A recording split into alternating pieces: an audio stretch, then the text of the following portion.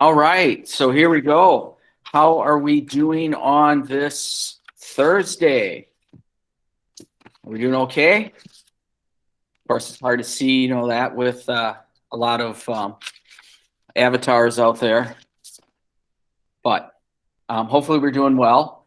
A lot of good responses in the chat here about foreign intervention, and I think we can make a really good claim that this particular conflict definitely will have a foreign intervention flavor to it on both sides, the Republican side as well as the nationalist side here.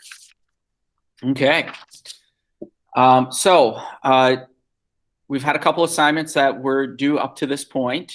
And so the Who's Who and Spanish Civil War in 10. Make sure you get that in. I'll be updating the grades later today, so I'll look at those as well. When you look at the Spanish Civil War, and there is an intense foreign influence or interest in this conflict. Even though if we look at a global context, we do have some hotspots around the globe. And we have a major economic crisis going on as well, known as the Great Depression. There still is a lot of intrigue with it, and it could be the ideology aspect of it.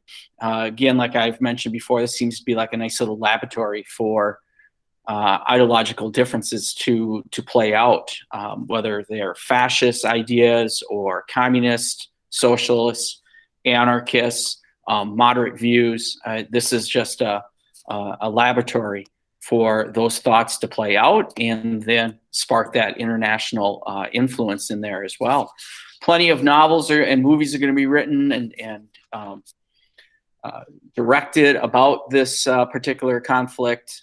And so this becomes that window dressing for the Second World War. All right.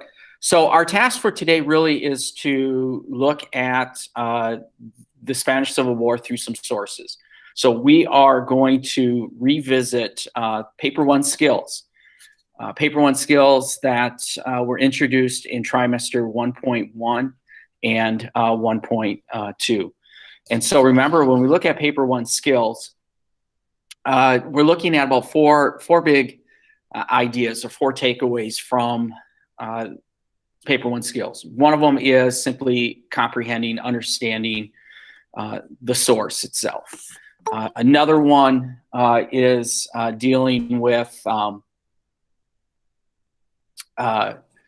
OPVL content. So you have that element there. And then also compare and contrast, looking at two sources and comparing and contrasting them. And then kind of putting it all together, this idea of synthesizing, using various sources to help you answer a question. You make a claim and you're going to answer it with the use of some sources. And so that's really our task at hand for today. So hopefully you have downloaded the Spanish Civil War sources activity. If you haven't, please do that at this point, because we are going to need to. We're gonna utilize these today.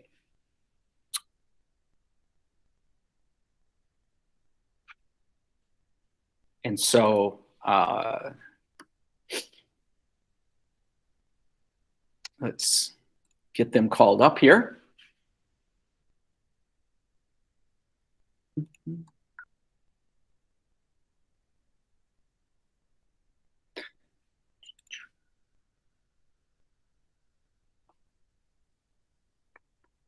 I don't know why I stopped sharing it. Oh, well. So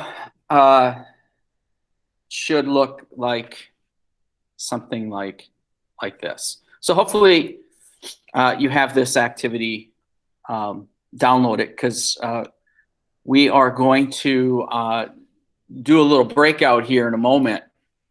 All right, I know you're excited about that.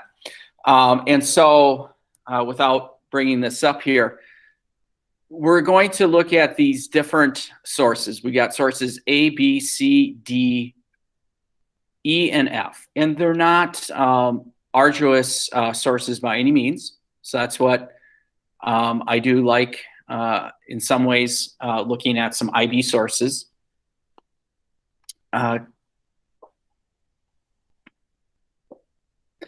And so with that, we're gonna be formulating some breakout rooms, and kind of the expectations here as we look at these breakout rooms. There's going to be 6 of them. All right, and you'll have about 8 minutes.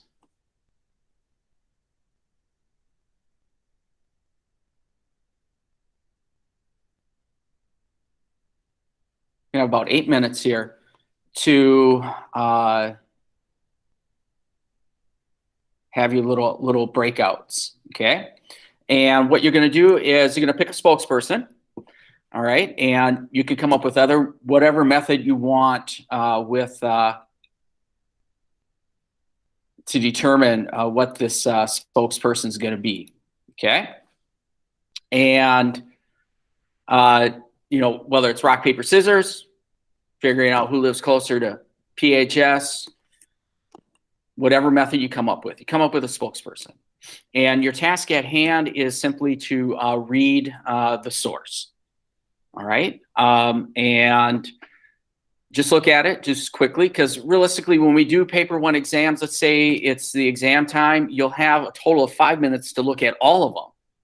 I'm going to give you 8 minutes here to look at one. Just read the source. I'm not asking you to answer the question related to the source by any means. Just want you to look at the source, determine the type of source it is. Okay, could be an excerpt from a book. And then what is the source about? All right, so what is the source getting at here? You know, nature of it, what is the source? And you have about 8 minutes, 8 minutes to do that. And then, of course, the spokesperson, when the breakout room is done, after that 8 minutes, we'll just have a little chit chat here to see what we come up with. And then we can go and begin to analyze the sources. All right, is there any questions of what we're going to do? All right. Okay, so here we go. We're going to give this a shot. I'm going to pop in. Actually, before we do, if you're like in breakout room number 1, which you'll be like group A, you got source A. So if you're breakout group 2, you're going to have source B. So it's nothing dynamic here. Breakout 3, you're going to be source C. Breakout 4, you're going to be source D. Breakout 5, you're going to be source E. And breakout 6, you're going to be source F. I almost lost track of my numbering and all that stuff. I'll pop in too, and if you forget what source that you're dealing with, you can ask me at that one, and hopefully I remember as well. Okay, so here we go. We're going to give this a shot. We got 8 minutes to win it. So here we go. All right. So let's see how we can go from here. Let's first talk about the sources, and this is where, you know, the spokesperson, and if we didn't understand what we had to do, then, you know, we'll make some clarifications at that point. So group breakout number 1 here. What was your source, and what was it about? Who's our spokesperson? Right here. All right, hook us up. Source A was just a bunch of data about foreign aid received by the 2 factions in the Spanish Civil War. All right, bunch of data. So math people like Mr. Swenson, he would just like be all over it. You know, he would definitely perhaps like that element. So we do have a bunch of data, but I think, you know, the important thing is it's highlighting about foreign involvement, and it's really breaking it down and showing who's supporting the Republicans and who are supporting the Nationals. All right, so but a chart. And sometimes we see those and we got to make some inferences and all that stuff to try to make some understanding of it. Good one. Source B. All right, here we go. Source B. Who's our spokesperson for Source B? Me. All right. So one of the main things that we talked about was how they use the picture instead of just words. Kind of how we talked about the other day, how it makes you sympathize more when you see like hurting faces and stuff like that. And then we also talked about how it's in a mixture of French and Spanish. Yep. And we kind of saw that as it was both sides that needed help and it was everyone overall that needed help, not just one specific group of people. Okay. And Okay. we also noticed that it said that it was a Republican poster. Mm-hmm. And yeah, just we basically said that it was just telling the international community that they need help because both sides won't really help them because they're doing it to their own civilians. Okay. All right. So yeah, this is a classic poster. It's a play kind of like on World War I, where so you got some posters that showing the Germans kind of like the Huns, and they're doing atrocities against the women and children of Belgium. So this is kind of a play on that. Does anyone remember the name of the battle in which it became known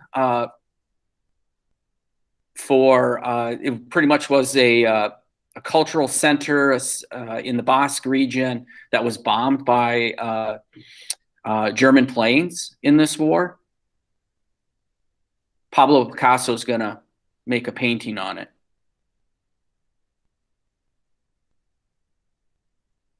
Anyone? We're looking at the town of Guernica. And so that is that poster in some ways is highlighting that piece there too. Okay, source C. What do we got here about source C? The type of source is an excerpt from a preliminary official report. Okay. And it talks about, it basically just highlights some different information. It tells how many people were murdered. And then that also wording kind of shows that it wasn't like people getting killed in the war necessarily. It was more of like an active killing of specific, like just citizens in general. Yep. And Ella, then, do you know which group is doing the killing, the atrocity? yes, I was just gonna say that it's the communists. All right. So yes, spot on. It's an excerpt that's going to spotlight about communist atrocities in this war. And to context again, communists is a faction that makes up the Republican forces. All right, let's move on to source D. It's London-based, and it was written 20 years after the war, so it's kind of describing the repercussions of the rebels, and like how they're against urban rural workers because they benefited from Republic reforms. Okay. And so it's also highlighting like atrocities. And who are the rebels? I think they are the nationalists. Yes, you are correct. You are correct. Those are the nationalists. So here is a source that is speaking directly about nationalist abuses in the war and their objective. All right, let's move on to source number 5. What do we got here? Source number 5. Sorry, that's me. All right. So it's a quote from a left-wing website by Thomas Cavero. He's a modern left-wing commentator. Okay. And he basically explains that international involvement was really what decided the war, and that the Republic was like they wouldn't have stood a chance even if they did if they were able to work together, the anarchists and communists, because really it was just decided by the amount of help that the nationalists got from other countries. Okay, spot on. This is really focusing on the determining factor. What this historian thinks is the determining factor of the Spanish Civil War, and that's the foreign involvement. All right, and so let's get to the last one, best one here. Source F. I believe this was a book, like a paragraph from a book, Mm-hmm. and it was basically just talking about how, or like the defeat of the Republicans and like what they went through, kind of thing. Yeah. And it talked about how like a civil war waged within a civil war, like how they were at war with the nationalists, but also at war with themselves. Yes. Yes. So yes, this is speaking to the division within the Republican forces and how counterproductive it is. I suppose ultimately, if you're fighting a war against two sides, you want to make sure that when you are fighting that you're on the same page with the people that you're allies with, but that's not the case here. All right. So with that, you have, hopefully, maybe you jot down some ideas of what each of these sources are about, because that's important. It gives us a little context, especially when answering like that last question. Because if it's asking us to assess the nature of the fighting in the Spanish Civil War, you can now go back to kind of like your little notes or what you remember from our discussion about each of the sources that can guide you in this. So to do this realistically, what you want is as you're writing this out, remember you want to reference the source. And so you can do that by saying according to source A or according to source B, or if you forget to say that, you can always in parentheses at the end of your statement put the letter of the source in there. But you want to reference the source in all your responses in some way. For like the first couple of questions, like questions 1, 2, and 3, those are comprehension type questions. And so you're looking at maybe 2 statements, possibly 3 there. Source D is referring to the origin, purpose, and content. It's important to figure that out first. And again, remember, you can look at that nice little bolded areas here to kind of give you a little help here about the origin, and it might even tell you a little bit about the purpose. And remember, content is kind of like, what is it getting at? Maybe the tone of the language being used here as well. And then once you figure that out, then you can flip it into value as well as limits. And whenever you make a value statement, you can almost easily flip it into a limit. And let's not just say that it's a biased source, because we know it is a biased source. All of them are biased sources.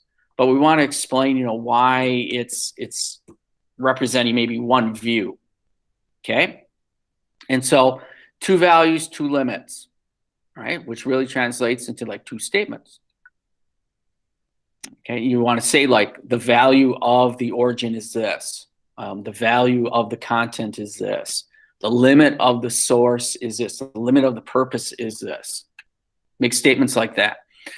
Then in sources E and F, you're doing the compare and contrast, and realistically, you're looking at 2 or 3 statements. And sometimes, the sources lend themselves. You're going to have a nice compare and a nice contrast. I'll be upfront with you on this one here. You're not going to have equal number of compare and contrast statements. You're probably going to have more contrast than compare statements. So don't get worried if you're like, oh, I can't figure out any more compare statements. All right. And then the last one, that's kind of like your big thought here. Your introduction, it's 1 statement. So you're making a claim. It's 1 statement. Source, try to find the 4 sources that match it up to your claim and explain why. Reference it. And so maybe a statement or 2 one or two statements, one or two statements, one or two statements. Outside information, I guess my history tip on that one is if there's nothing mentioned in the sources but is applicable, that's your outside info.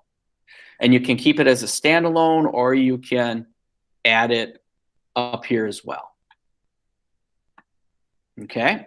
And then your conclusion, one statement, bringing it back to the claim. Okay. Is there any questions about that? Anything that needs to get clarified about that? I did add a couple of videos in that folder. I just pulled them from trimester 1.1, 1.2 that to maybe you can go back and you can look at the videos are related to compare and contrast in the OPVL.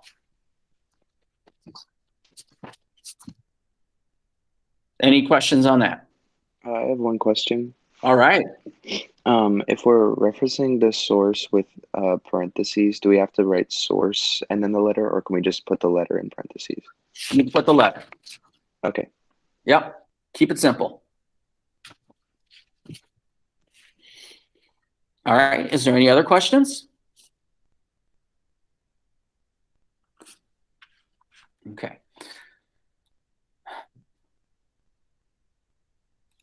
So that's your task for today, is to work on the sources activity, and it is due tomorrow at 11:59. But I'd be working on it. Maybe get together with some historical buddies and collaborate working on the sources. That would be fantastic as well. I will say tomorrow, you do not have to join a Google Meet tomorrow. I will be absent tomorrow, but I will put together a very dynamic video that will explain tomorrow what you're going to focus on for Friday, besides working on the sources activity. So I'll be gone. My daughter is a senior and she is got a college visit, and we're going to do that tomorrow. And so next time I will see you will be live Monday. Okay. So with that, you're going to have I know you'll have a great day, and you can stay on and ask more questions, or you can exit.